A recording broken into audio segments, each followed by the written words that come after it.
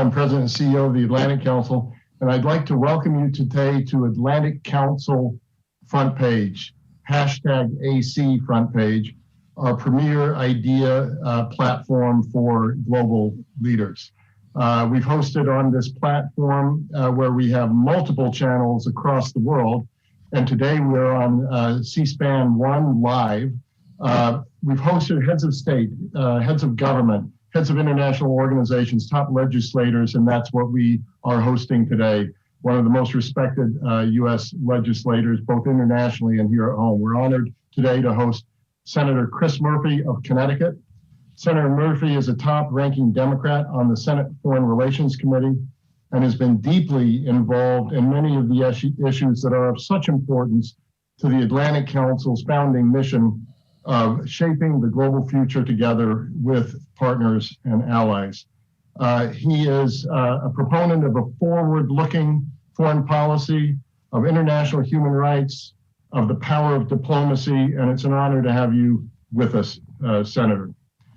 The world watched in horror last week at the violent assault of American democracy, but I like to see it as a sign of the vulnerability of our democracy. But then, of course, Congress returned to its chambers and certified the electoral outcome from our November elections. So it's also a signal of the resilience of American democracy. We've invited Senator Murphy here today to discuss how we can renew our democracy, how we can mend divides plaguing us while more effectively engaging the world with our friends and allies. The Atlantic Council is nonpartisan. It works in a bipartisan manner. Senator Murphy is known for doing that through legislation and through his work. We made several attempts to also bring a Republican counterpart. On this occasion, that didn't turn out to be possible, but we know it's going to be possible repetitively and often in the future because that's the way we operate, and it's also the way Senator Murphy operates.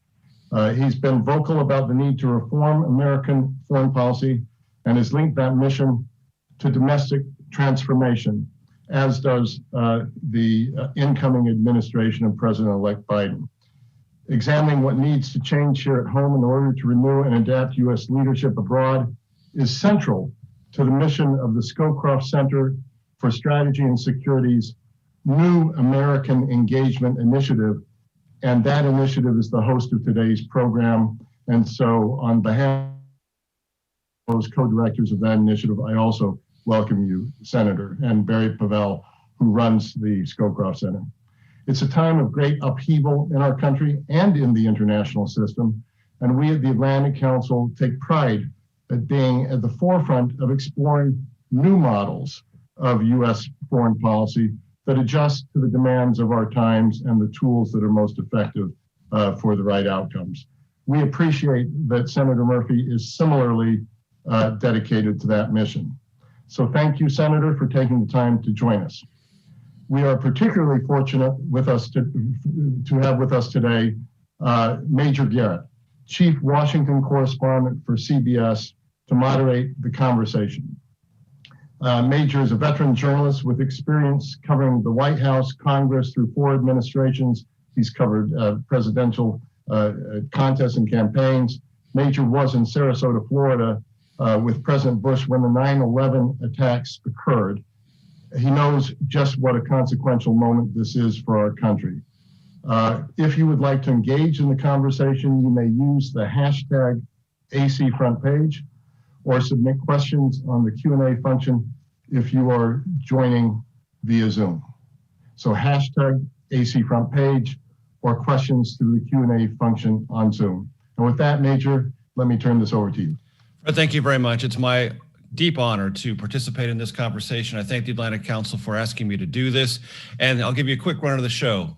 Chris Murphy and I, the Senator from Connecticut, will be talking about 20-25 minutes. Then questions through the miracle of text will be sent to me, and those are audience questions, of course, and relay them to Senator Murphy, and we'll engage fully until about 2:45 or so. So that's the run of show very quickly. Senator Murphy, to Fred's point, constitutional guardrails held, they were personified by the Vice President of the United States, Mike Pence, saying to the Senate, let's get back to work.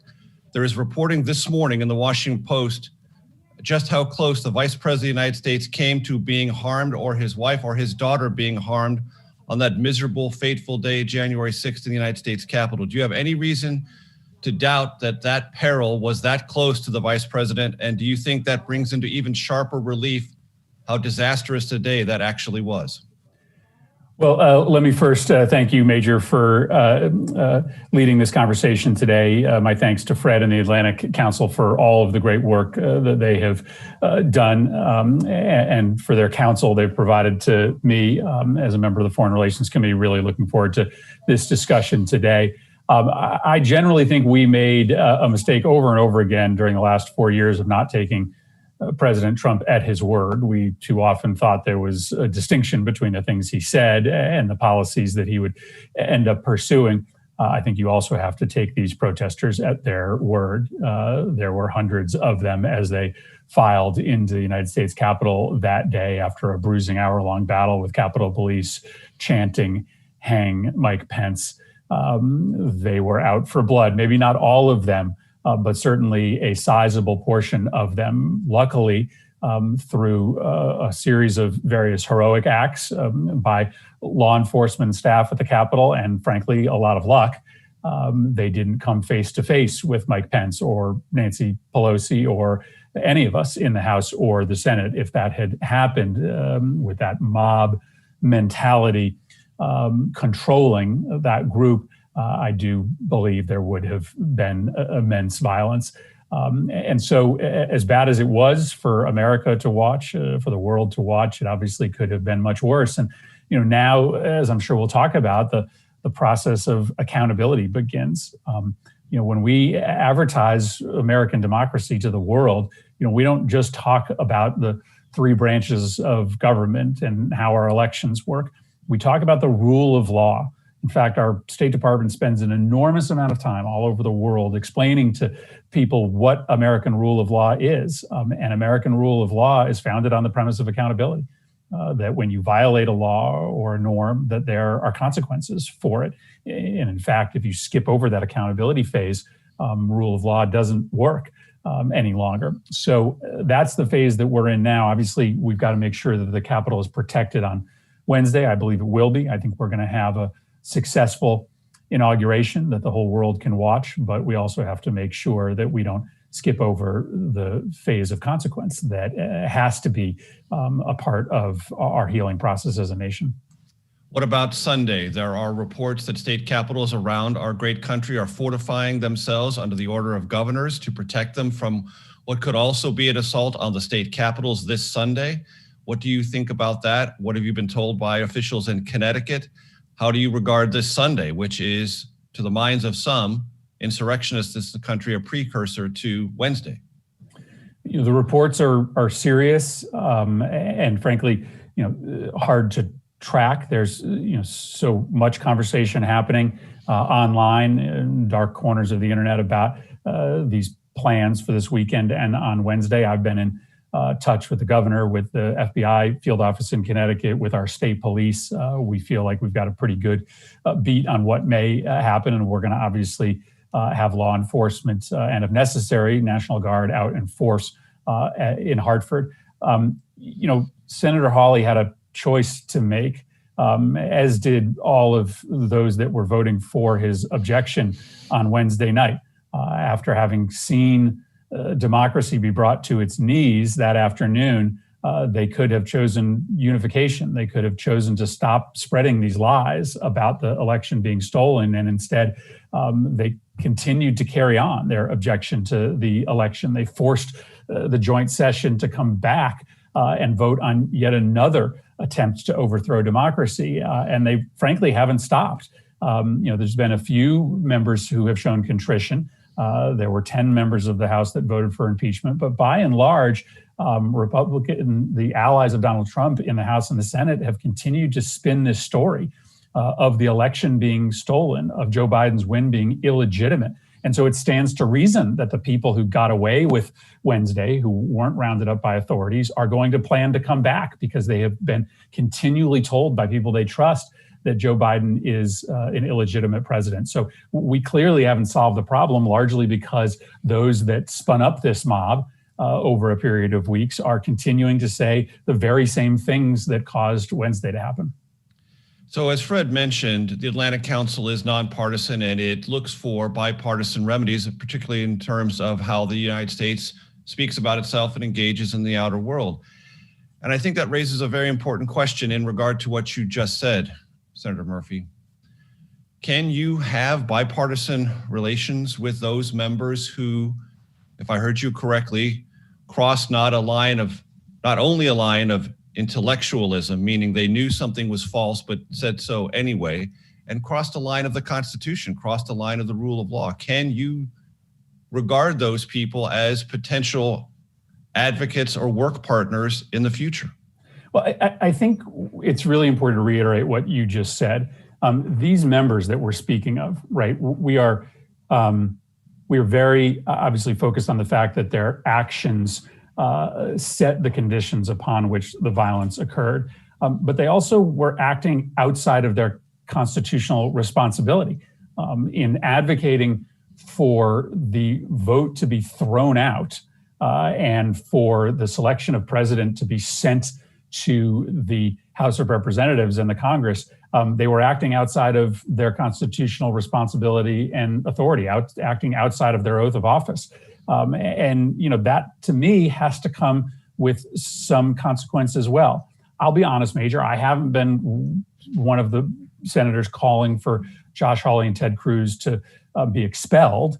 But I think at the very least, we have to be pursuing, censure or removal from certain committees, right? Some recognition of the fact that they decided to violate their oath of office. I think that's really important. And I think that, there is an ability to do some of this in a bipartisan way. I've been, fairly impressed by Senator McConnell's performance, the things that he has said over the course of the last week and a half. And I think there are a bunch of Republicans who understand the need to hold their own caucus members accountable in some way, shape, or form. Do you regard Senate Majority Leader Mitch McConnell's ambiguity and I'll just put it that way, ambiguity about impeachment itself as a cudgel he is holding in the face of President Trump to try to keep the last few days of his presidency as manageable as possible? It was obviously, I would drive myself crazy if I tried to get inside the mind of Mitch McConnell. That is a journey from which I may never return. But I think your hypothesis is probably right. I frankly think that most Senate Republicans are remaining fairly silent on this question of what they will do regarding a trial for that exact reason. They are watching the president's behavior. They are trying to make sure that the president doesn't go back and continue to incite, that Wednesday comes off with the least amount of turmoil as possible. And so, whether or not they end up voting for impeachment by at least holding out that possibility, it may, end up determining what Trump does in the next 4 to 5 days. And what he does in the next 4 to 5 days is probably the most important factor when judging whether we can have an inauguration that will cure for some of the damage done to America's reputation by the assault on the Capitol. The world will watch everything that happens in the next week and the weeks that follow. But one of the questions the world and America has is, what will this Senate trial look like? When will it happen? Can you do a trial half the day in legislative business, the other half of the day? Do you set the trial off until you pass through reconciliation, I presume? The president-elect, soon to be President Biden's rescue plan for COVID. Sketch us out for that. If you sketch that out for us if you can.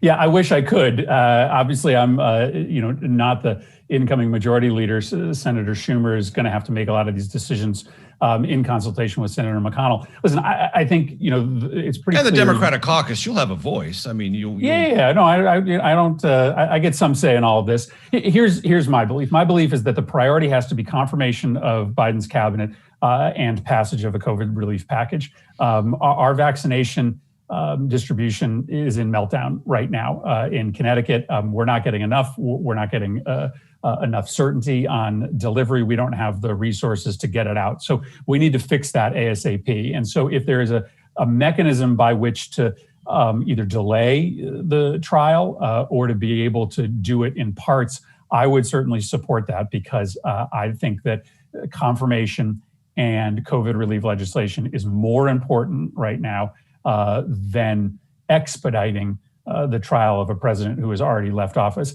Again, I think the rule of law from the very start has always prioritized speedy justice. So I'm not suggesting you put this off until the summer or the fall, but if we are going to move forward on a trial, let's make sure that it doesn't crowd out, getting the president's cabinet into place, because we're in the middle of a domestic crisis. One of your colleagues, Lindsey Graham, Republican from South Carolina, has said he believes a trial of this nature for a president who has already left office is not constitutional. Your thoughts? There are examples of Congress acting on impeachment of judges after they had resigned. So there is actually constitutional precedent.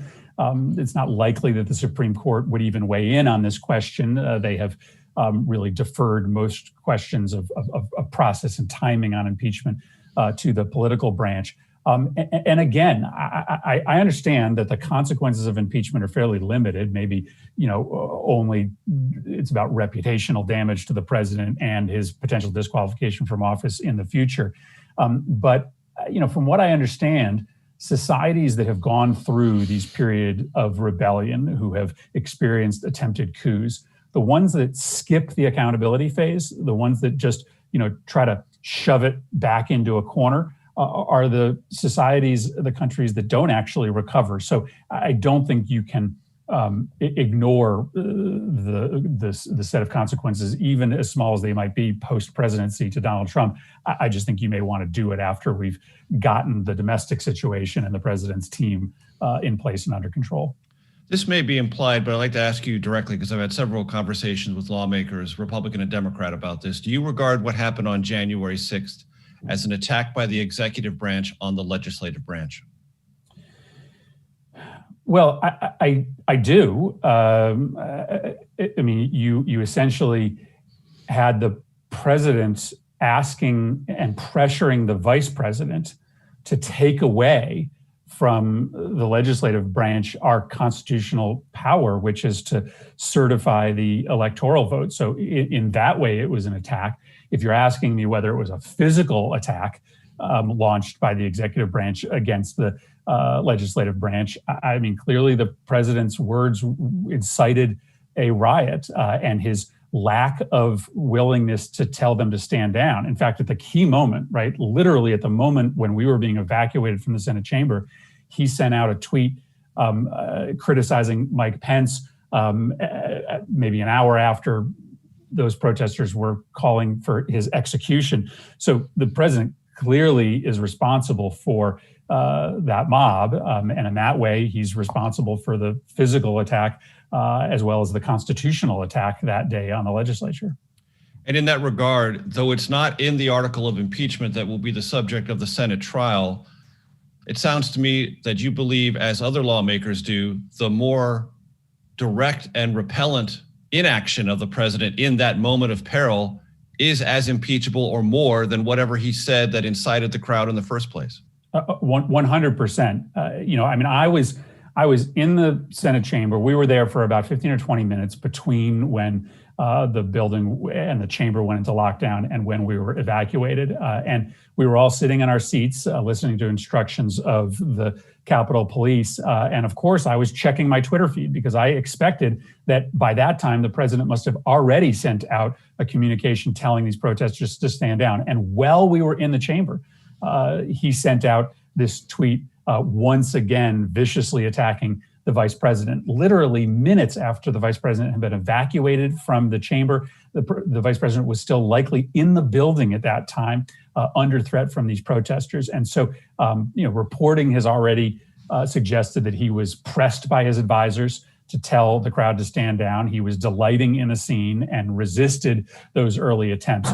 Had he stepped in the minute that there was violent contact between the protesters, the rioters, and the Capitol Police, had he done it before they ever got to the building, it's possible, maybe even likely, that all of this could have been avoided. I'm about to get to the first texted question to me, but before I do, Senator, I want to ask you, today and in the days ahead, do you believe you are in physical danger, and are you doing things to mediate that threat?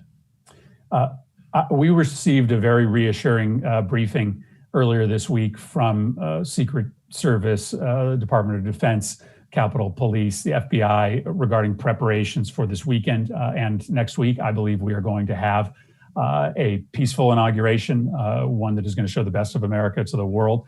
I do think that individual members are under increased threat right now. I can't share with you, as to whether I have specific threats against me and my office, but I will tell you, I think all of us have taken steps to increase, at least for the time being, the personal protection that we have. First question texted to me. This is from Wendy Brown. How do we advocate internationally for free and fair democratic elections when half of Americans don't believe our own elections are free and fair? How do we reestablish belief in the integrity in our elections? So, listen, this last 4 years has been an absolute disaster for our ability to advocate for democracy and human rights abroad. Wednesday was the fireworks finale of what has been a 4-year conflagration of America's ability to press for democratic reform abroad. And, you all know that our enemies and our adversaries around the world have been taking advantage of the scene last Wednesday. President Lukashenko in Belarus, who legitimately stole the last election and has been brutally treating protesters over the course of the fall and winter, tweeted out, "I warned you, it's bad when they walk down the street. It's even worse when they walk into courtyards. It will be unbearable when they come into your apartments," right? Essentially showing that his strong arm tactics to repress dissent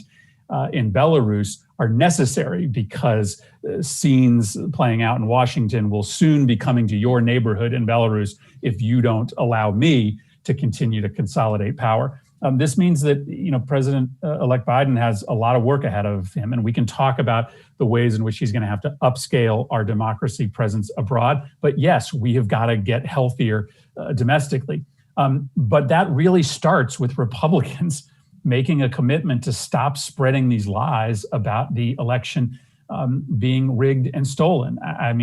It's just so rich to me to listen to my Republican colleagues tell Democrats that we should be focused on unity when the majority of their members in the House of Representatives still support the premise that the election was rigged. They've got to stop that. They've got to recognize Joe Biden as the legitimate president. At the same time, yes, let's get down to work early in 2021 on ways to make our democracy healthier, because the story here is really complicated. A lot of these folks that were part of that march have given up on democracy. They are willing to install power into a dictator-like figure because they look at the last 10 years of their life and they say, what has democracy given me, right? My life is worse than it was 10 years ago. My kids have a lower chance at leading a better life. And so maybe we should try something else other than the present version of American democracy. So let's deliver real economic help to those folks so that we can show them that democracy can still do big things. Let's pass a new Voting Rights Act. Let's try to disenfranchise the fringes by redistricting the House of Representatives, passing ranked choice voting. There's a whole host of things that we can do in order to deliver economically for folks that don't believe democracy is doing anything for them, but also try to disempower the fringes of American political debate and empower the broad center. Next question from the audience, Senator Murphy. And part of it is philosophical and part of it is very practical. Philosophical first. It is reported that the Secret Service is referring to the area locked down around the Capitol as the green zone. Is this America's quote unquote forever wars coming home? That's the philosophical question. The practical one, do you think we need new domestic terrorism laws? So I don't know anything about the terminology. I mean, I saw a map of the Capitol area in which there are different areas shaded different colors. And so I don't know that that is, meant to be an homage to Baghdad. It may just be the practical consequence of coloring a map. As to whether we need new domestic terrorism laws, I'm happy to take a look at new authorities. I think the ones that we have on the books right now are pretty effective. It's clear to me that anyone that is organizing or inciting violence against the United States has violated laws. We may need to staff up in enforcement agencies. We may need to put more resources into tracking people down. and trying to discover networks. But I don't know that the solution here is to tighten up the police state. Since 9/11, we have given pretty remarkable authorities to the FBI and to law enforcement in order to go find bad people who are operating in the United States. So I don't know that it's a matter of new laws. It may be just a matter of resources to enforce those laws. I'll get to the next text question in a second, but related to what you just said, Senator Murphy, what is your overall assessment of Twitter banning the president and others and the Republican sentiment that we're being closed down, even though we're not inciting, and that's only going to make matters worse? That's only going to deepen a sense of grievance among those who feel silenced, quote unquote.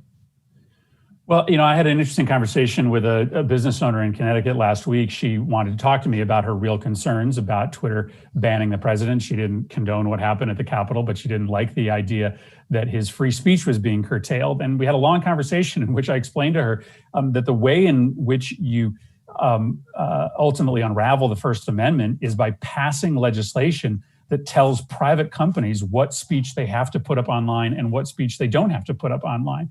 Twitter is a private company. It is absolutely up to them as to what content they put up on their website and what they don't. And if people don't like that, then they shouldn't use Twitter. They should go use a competing platform. And in some ways, that's what's happened. Twitter has decided to take down the president for his incitement to violence. That has led to other social media platforms gaining business. That's how the free market works. And the First Amendment protects my right to say whatever I want, but it also protects companies' ability to decide what speech they endorse and what speech they don't endorse.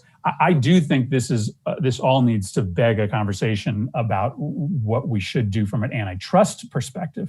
I think these content and platform companies have all become far too powerful. Twitter, frankly, has a little bit more competition than, say, Facebook has. I think we have to look at breaking up a lot of these behemoth content companies from an antitrust perspective rather than regulating them from a free speech perspective. And I will just add to your point, Senator Murphy, not to endorse it or to criticize it, but just to observe something as a White House correspondent for the better part of 12 years. Any sitting president, and particularly this one, have a wired microphone to the world and cameras available 24 hours a day, 7 days a week. Let me get to the next text question. And Howard, please forgive me. I'm going to do the very best I can. Howard Bassanur, this is the question. Now that American exceptionalism, this is his question, seems to be in the rearview mirror, you may disagree, we are clearly susceptible to the maladies of other societies. How do you envision coordination with other democracies and the U.S.'s engagement on democracy and human rights in the aftermath of January 6th? And I think, just off the top of my head, Senator Murphy, Hong Kong is a place where that conversation should get started straight away. Right. And, as we speak, the Chinese are trying to equate those that busted into the Capitol with a massive propaganda tool with the Hong Kong protesters. And so it's another example of how this assault has handed a propaganda victory for our enemies. Listen, we have always been an imperfect nation. And as awful as the last 4 years have been, imagine trying to talk about civil rights and democracy abroad when this country was denying the vote to tens of millions of African Americans in this country. And so since the Second World War, but throughout America's history, we have always had to deal with our own imperfections and engage in a process of perfection, while at the same time, we're trying to press other countries to create participatory democracies and open economies like ours. And so, while I certainly think we deserve to sort of have a tough conversation with ourselves, at the same time, we can't stop it from allowing this country to both try to self-correct domestically, but also go out and try to do the work of democracy promotion. When you have a chain in which multiple links are weak, it doesn't do much good to just fix one.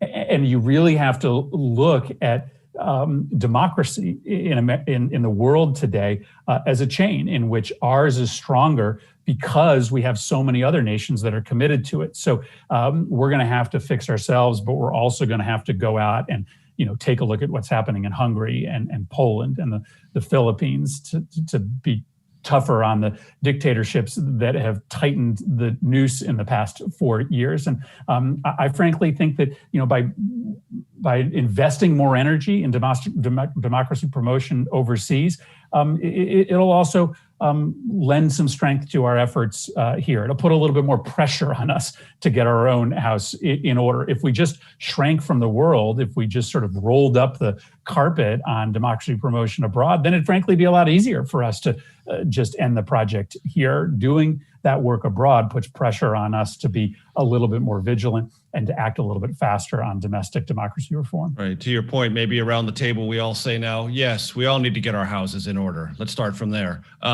Let me give you a question now from USA Today Foreign Affairs reporter Deirdre Sheshgreen regarding Tony Blinken's confirmation hearings next week. What questions will you be asking, and how much does last week's challenge increase Blinken's challenge to restore American standing as a beacon of democracy?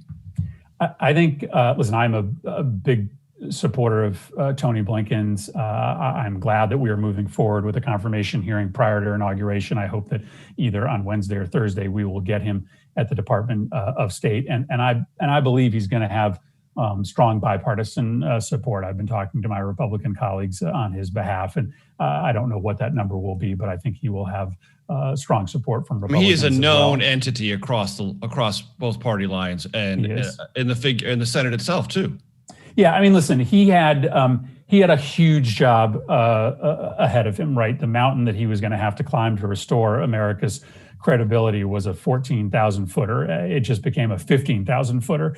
But either way, he and his team was going to have a long climb ahead of it. And I do think this is a moment, for Democrats and Republicans who did the right thing over the course of the last 2 weeks to join with Secretary of State designate and his team. I mean, I've said this to Tony. I think he should deploy Republicans and Democrats in the Senate who voted to certify the elections, who have condemned those that tried to undermine democracy, and send us out around the world to try to tell the story of how we overcame this moment. And by the way, what's going to happen on Wednesday is still exceptional, right? There's this a member of the political opposition in Hungary, a woman who actually ran against Viktor Orban. She had an interesting quote the other day that I saw in the paper. She said that the departure of Trump will be a reinforcement for all of us that are working to improve democracy for us all. She said, quote, "It can happen that populists can come, but also they can go," right? And so that isn't the experience in every other country. These populists, whether it be Orban or Duterte, they come and then they don't seem to go anywhere. Here in the United States, this transition, as messy as it will still be a transition. And that in the end is, again, still a miracle of American democracy. And it will be a selling point for a lot of us as we try to go and help Tony do his work around the world. He'll have a lot of supporters. To your point that you just made, Senator Murphy, I was going back and looking through inaugural addresses, and the first thing that President Reagan said at his first inaugural was, "This looks commonplace to us every 4 years, but in fact, it is a miracle." The inauguration and the peaceful transition of power. Question via text, quite obviously, from Vincent Boucher. What role will a Democratic Congress play in shaping U.S. foreign policy under the Biden administration, especially, he asks, with regard to war powers? So Senator Menendez has, telegraphed an early commitment to restore the co-equal responsibility of the Article I branch, the Congress, to set foreign policy. Now, we don't actually manage foreign policy, but we are vested by the Constitution with setting priorities, including, as you referenced, declarations of war. We have shirked that responsibility. We have, frankly, willingly given up that power because these decisions today are a lot harder to make. They're much murky. Our enemies are harder to define. The beginning and end of wars are more difficult to identify. It's not like you were declaring war against an enemy that bombed a military base. So we've got to step in and authorize military action. We're going to have to, frankly, deauthorize some military action. One of the earliest things we could do in this new Congress is to end the authorization for the Iraq War and to modify, if not end, the authorization passed after September 11th to much more concretely define the mission beyond that broad authorization. And then the other thing we can do is to actually, on an annual basis, authorize the statutes that govern the State Department. Every single year, we reauthorize the statutes that govern the Department of Defense. And so that allows for the Department of Defense to be nimble, to meet the new threats that are presented to the United States, because every year we update their capacity. We don't do that for the State Department. The State Department is still operating on statutes that are 30 years old. And so it's no secret that power has been transferred over time from the Department of State to the Department of Defense. What we should do, and what I think Senator Menendez is committed to doing, is annually authorize the Department of State, maybe do it at the same time we do the Department of Defense, and that will empower state and USAID to be at the table in a way that they just can't today. Senator from Francis Burwell, you've long been a champion of the transatlantic relationship. What do you think are the main obstacles to a positive reboot? What needs to be undone that was done in the last 4 years? Well, I think one of the obstacles is that many of our transatlantic partners have gone and made other plans, right? We just saw this trade agreement. It's limited in scope, but it's still a significant agreement with China. We've seen countries, for instance, like France, start to deploy more unilateral foreign policy towards the Middle East and North Africa. And so, it is going to take some work to bring those countries back into a transatlantic coalition. But it's not impossible. And China, of course, is the primary example of where transatlantic cooperation is vitally necessary. I think the Europeans know, and President-elect Biden knows, that there is no strategy to manage the rise of China in a way that doesn't endanger our security and economic interests without sort of walking every step together with the Europeans, including standing up, new commercial capacities so that we don't ever get caught with our pants down like we did on 5G. We had really no alternative to market to the world, so we just were in the business of bullying countries not to take it. No, we can decide not to let that happen on AI or advanced battery technology, and those are the conversations that I think need to be happening early on. But again, the Republican Party will have something to say about this, because European nations will sort of hedge their bets on getting in too deep with America if they think that Donald Trump is coming back 4 years from now, or Donald Trump Jr. is coming back 4 years from now. And so if the Republican Party sort of takes some steps in the next several years to show that they are not going to maintain this America first xenophobic approach to the world, then Europeans will be more willing to come with us, because then they will at least be able to convince themselves that even if a Republican was to become president 4 years or 8 years from now, it's not going to be someone that is going to inherit the foreign policy destructionalism that Donald Trump purveyed. One last question before we have to wrap it up. This from Eric Baker, and it's related to some of the things that have been said in the aftermath of January 6th. That is to say, whatever anxiety, borderline terror any lawmaker felt on that day, it was less than what school children in this country have felt during school shootings in America. Eric Baker asks, given the prevalence of guns and other weaponry in the insurrection, what can a new democratically controlled Congress do to rein in the proliferation of firearms in the United States, particularly among those populations most likely to engage or be sympathetic to extremist or militia type behavior? Yeah, well, it's a great question, but a harrowing one to end on. When I was in lockdown, I was in the Senate chamber. I had elbow room. I didn't have anybody within 6 feet of me. I could get up and walk around if I wanted. When my third grader did his first lockdown when he was in kindergarten or first grade, it was in his classroom's bathroom. he was packed like sardines, shoulder to shoulder with 25 other kids.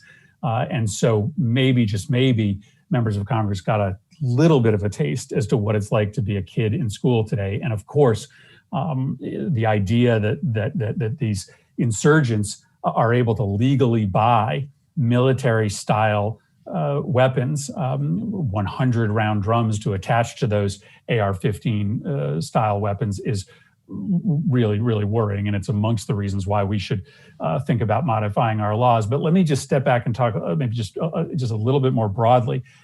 These protesters, they had these Punisher logos, camouflage fatigues, flak jackets, right? Many of them looked like military. There's no excuse for the behavior that they engaged in, but their behavior is also an extension of the over-militarization of American foreign policy, our fetishization of the United States military and military conduct. And just as Martin Luther King talked about the fact that the buildup of the war-making machine during the Vietnam War was endangering citizens' rights back at home, we do have to understand that there are consequences for perpetual war.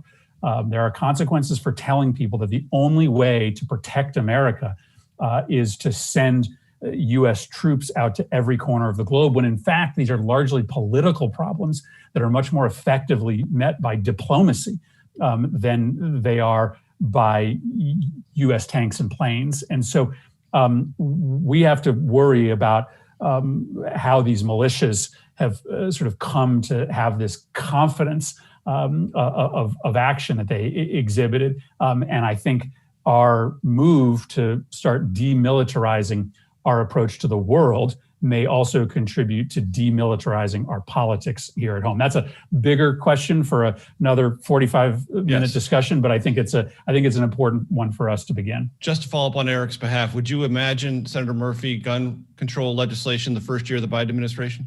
I would expect it, and I'll demand it. It's not going to be, first couple months, because we've just got to tick off so many economic relief and COVID relief measures first. But I think if you put a universal background checks bill on the floor, you give me a couple weeks to try to work a compromise with Republicans, we can get 60 votes. All right. It's now time for me to hand this over to Emma Ashford. But before I do, just in case anyone was curious, yes, the 1980s have asked for their headphones back. I'm not giving them back. Senator Murphy, it's always great to talk to you. Thank you very much. Emma, it's back to you. Great. Thanks so much. Thank you, Senator Murphy, for sharing your perspective on recent events and what we as a country can do to confront the very big challenges that threaten our nation's stability. And thank you, Major, for leading this conversation. And thanks to all of you who've joined us online and been a part of this discussion. I'm Emma Ashford. I'm a senior fellow of the Atlantic Council's New American Engagement Initiative, a part of the Scowcroft Center for Strategy and Security. And I think that one of the themes that really emerged from today's conversation is that it's time for US leaders to reevaluate not just the pressing threats to our democracy, but also to think a bit about what recent events might mean for our image and for our engagement around the world.